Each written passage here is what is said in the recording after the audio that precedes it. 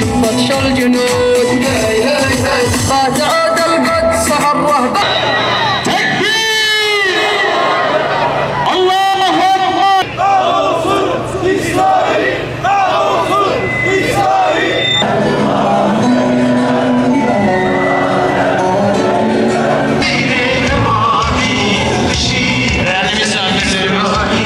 Bekir'den refah yürüyüşüne destek için yürüyeceğiz.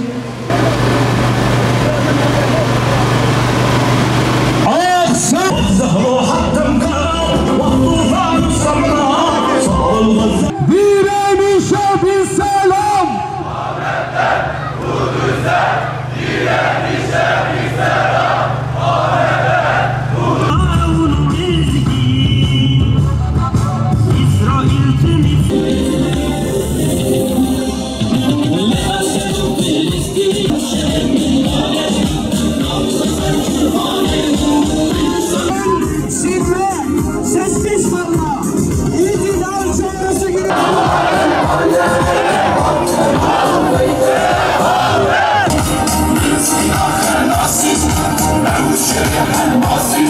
Roş roşa namusu gayret eyle. Roş roşa sarı bilin baye. Cey cihad şehadet.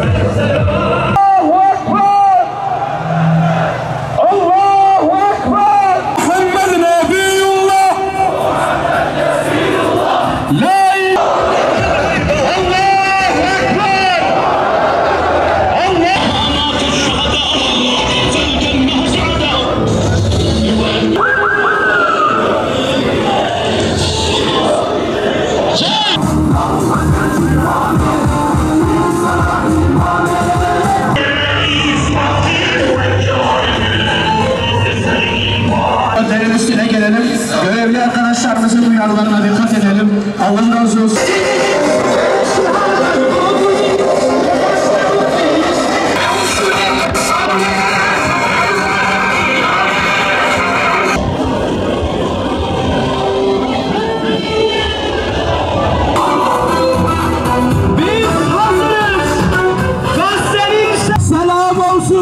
Kürdistan'dan direnişe 1000 selam gönderen yiğitlere selam olsun. Yahya Sinvar'a, Muhammed Dayfe ve onların yiğit askerlerine.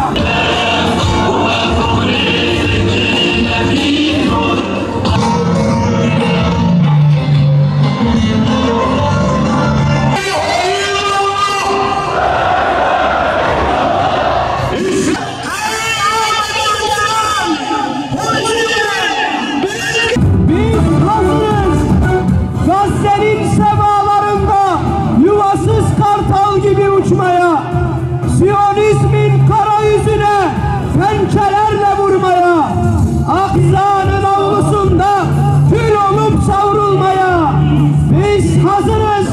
Cerin sokaklarında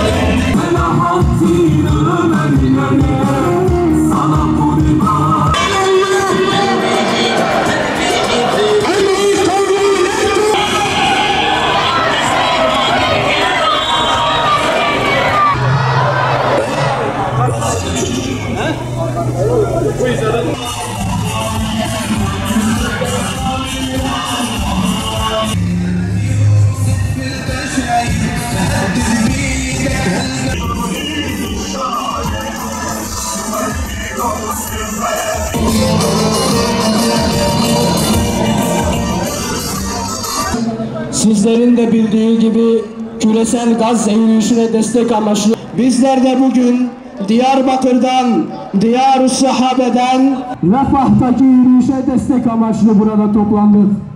Programımız basın açıklaması metninin okunmasıyla nihayete erecektir. Bismillahirrahmanirrahim. Zulmetmekte olanlar nasıl bir inkılaba uğrayıp devrileceklerini pek yakında bileceklerdir. Şuara suresi 227. ayet. İzzeti kuşananlara selam olsun. Zalimlerin karşısında dik duranlara selam olsun. Mazlumların safında yer alanlara selam olsun. Gazze'de yaşanan soykırıma seyirci kalmayanlara selam olsun. Selahaddin Eyyubi ve Abdülhamit Han'ın torunlarına selam olsun.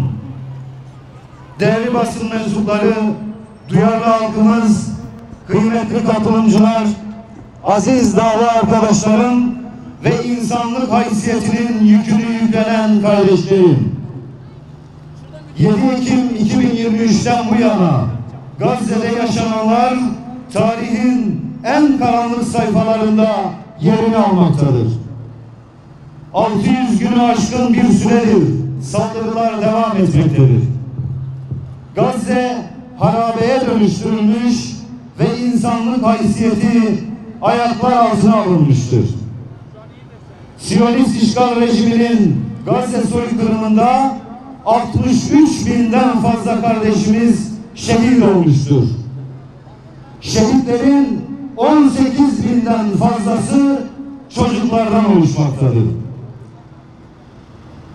2483 Filistinli ailenin tüm fertleri şehit olmuş ve bu aileler maalesef nüfus kayıtlarından silinmiştir. Şehit olanların %70'e yakını çocuk, kadın ve yaşlılardan oluşmaktadır. Siyonist saldırılarda 42 binden fazla çocuk yetim bırakılmıştır. Gazze'de çocuk, kadın, yaşlı ve sivil bir halk işgal rejimi tarafından tamamen yok edilmek istenmektedir. Siyonist rejimin savaş suçlarını dünyaya duyuran basın mensupları katledilmiş, soykırımın üstü kapatılmaya çalışılmıştır. Bu süreçte 226 gazeteci şehit olmuştur. Gazze'de yaşanan zulümlere karşı dünya halkları insanlık haysiyetini yüklenmiştir. Halklar devletlerden daha cesur adımlar atarak aynı çatı altında toplanmıştır. Dünya halkları zulme karşı tek ses, tek nefes olmuştur. Halklar mazlumların çığlığını duymakta ve tepkilerini dile getirmektedir. Gazze halkının kararlı ve dik duruşu dünya halklarına bir muştu, bir rehber, bir yol gösterici olmuştur. Direniş uykuda olanları uyandırmıştır. Vicdanlar ayaklandı, sokaklar doldu taştı, meydanlar zulme karşı tek yürek oldu. Gazze'ye yönelik insani yardım ablukasını kırmak üzere birçok aktivist sivil girişimde bulunmaktadır. Mağrip direniş konvoyu şu anda Libya'da ve Gazze'ye yürümektedir. Dünyanın dört bir tarafından aktivistler küresel Gazze yürüyüşü için Mısır'ın başkenti Kahire'de buluştu.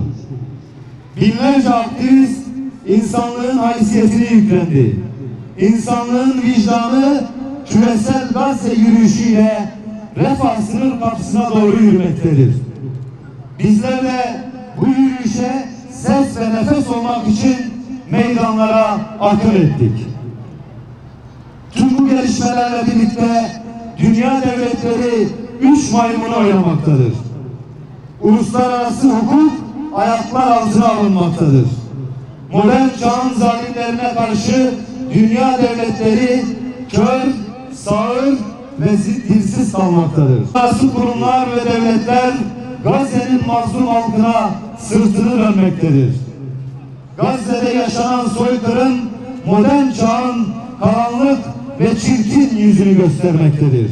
Direnişe destek sağlayan ülkeler bir elin 5 parmağını geçmemektedir. Gazze halkının ve direnişin yanında yer alan Lübnan, Yemen ve İran saldırılara uğramaktadır. Siyonist rejimin Gazze, Lübnan, Yemen, Suriye ve İran'a saldırıları işgali bölgesel boyutlara taşımanın göstergesidir. Vaat edilmiş topraklar hezeyanıyla hareket eden Siyonist rejim bölgesel tehdit olmaktadır. Filistin, Lübnan, Yemen, Suriye ve İran'dan sonra gözünü dikeceği yer Türkiye'dir. Siyonist zulme karşı bölgesel müdahale gücü oluşturulmalı, somut adımlar atılmalıdır. Türkiye başta olmak üzere vicdan sahibi ülkeler bu gücü oluşturmalıdır. Kudüs İttifakı kurularak Gazze, Kudüs ve Mescid-i Aksa işgalden kurtulmalıdır. Bismillahirrahmanirrahim. Zulüm ve baskı tamamen ortadan kalkıncaya ve hakimiyet sadece Allah'ın oluncaya kadar onlarla savaşın. Eğer haksızlıklara son verirlerse artık zalimlerden başkasına düşmanlık yoktur. Dünyanın özgür halklarından ve vicdan sahibi devlet liderlerinden talebimiz şudur. Biz Siyonist işgal rejiminin Lübnan'a, Yemen'e, Suriye'ye ve İran'a yapmış olduğu saldırıları lanetliyoruz. İşgal rejiminin yayılmacı ve saldırgan tutumuna karşı sert tedbirler devreye sokulmalıdır. Türkiye ve bölge ülkeleri güçlerini birleştirmelidirler. Türkiye, Filistin'in yanında yer alan komşusu İran'a destek vermelidir. Bölgesel tehlike olan Siyonist rejime karşı askeri seçenekler masaya yatırılmalıdır. Barış gücü harekatı başlatılmalıdır. Küresel vicdan yürüyüşünü sabote eden Mısır'ı kınıyoruz. Türkiye, Mısır'a gerekli ikazlarda bulunmalıdır. İnsanlığın haysiyetini omuzlamak için sınır kapıları derhal açılmalıdır. Gazze'de insani krize bir an önce son verilmelidir. Günümüzün Kuvayi Milliyesi olan Hamas, siyasi, bürokratik ve askeri olarak desteklenmelidir. İşgal rejimine karşı direnişe silah, mühimmat, lojistik ve teknolojik destek verilmelidir. İşgal rejiminin ateşkes anlaşmasına geri dönmesi için ciddi yaptırımlara tabi tutulmalıdır. Hamas'ın Gazze'de kalıcı ateşkesin sağlanması yönündeki şartlarına destek verilmelidir. Siyonist işgal rejimine destek sağlayan ürünleri boykot etmeye devam ediniz. Boykot en büyük silahtır. Bunu unutmayalım. Bir dönem değil, ömür boyu boykot bilinciyle hareket edilmelidir. Siyonist işgal rejimi denize dökülüp haritadan silinene kadar azim ve kararlılıkla Kudüs davasını savunmaya devam edeceğiz. Gazze'nin kahraman halkına, izzeti kuşanan liderlerine, Siyonist işgale direnen mücahitlere selam olsun. Tüm şehitlerimize, tüm direnişe selam olsun. Allah'ın selamı, rahmeti ve bereketi üzerinize olsun. Allah'a emanet olun. Direnişin gözde komutanı Muhammed Tayfa Seyyid Nasrallah'a selam olsun. Direnişin yiğit mücahitlerine selam olsun. Kılınan yiğit erlere selam olsun. Mısır'ın zalimlerine selam olsun. Bildiği gibi küresel gaz devrilişine destek amaçlı burada bulunmaktayız. En karanlık sayfalarında yerini almaktadır. Bismillahirrahmanirrahim. Azmi ve sebatıyla, şehadetiyle dünyaya ders veren yiğit lider İsmail Haniye, Mısır'ın zalimlerine la diyerek duranlara selam olsun, direnişi kuşananlara selam olsun, direnişi evlatlarına bir